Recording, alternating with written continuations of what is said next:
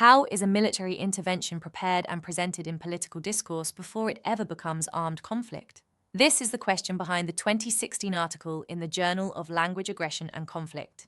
The case is Turkish governmental discourse on Syria between 2011 and 2013, a period of escalating verbal aggression.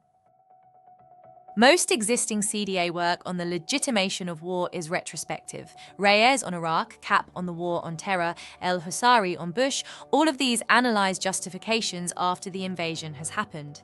This study had reviewed moves earlier, into the build-up phase before the intervention happened. The dataset consists of 166 governmental texts produced by AKP officials between 2011 and 2013, covering parliamentary speeches, rally addresses, and press releases. The methodological frame is the discourse historical approach within critical discourse analysis. The central novelty of the article is this: existing CDA tends to treat legitimation strategies as flat, monolithic categories.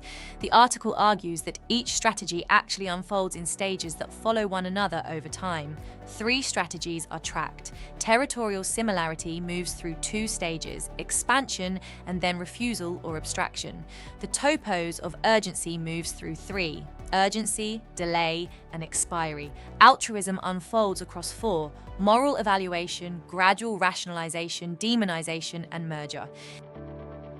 The shifts are visible in the text. The Turkish-Syrian border is invoked at 850 kilometers, then 910, then 911 within 2 years. The early framing of Syrians as our brothers gives way to the labeling of Bashar al-Assad as the dumb devil of Syria.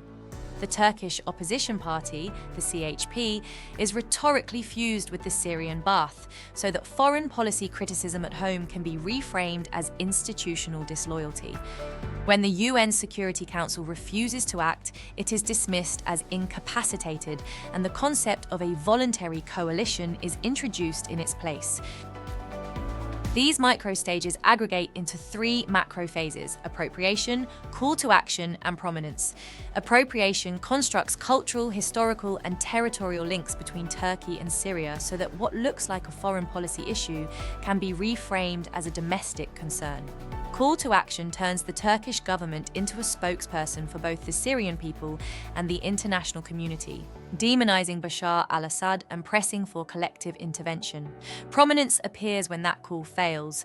Turkey then proposes itself as the leader of a voluntary coalition, attempting to transform the position of the international community rather than wait for its consent.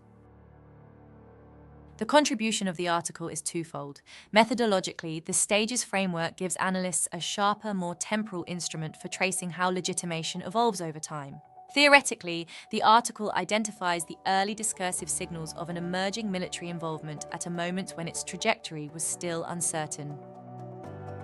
The years since publication have largely confirmed the diagnostic value of this approach. Turkey moved from indirect engagement to a series of direct cross-border operations beginning in 2016, and the Syrian map has been redrawn, often against Turkey's will. Domestically, the consequences have run deep: a mass refugee mobilization across the border, a heavy economic cost to Turkey, and considerable losses on the Turkish military side. Discourse organizes political aggression in systematic and trackable ways, and that trackability is what makes early-stage CDA analytically and politically useful, not merely descriptive. Thank you. If you want to learn more about the legitimation of military actions, you can download the article for free.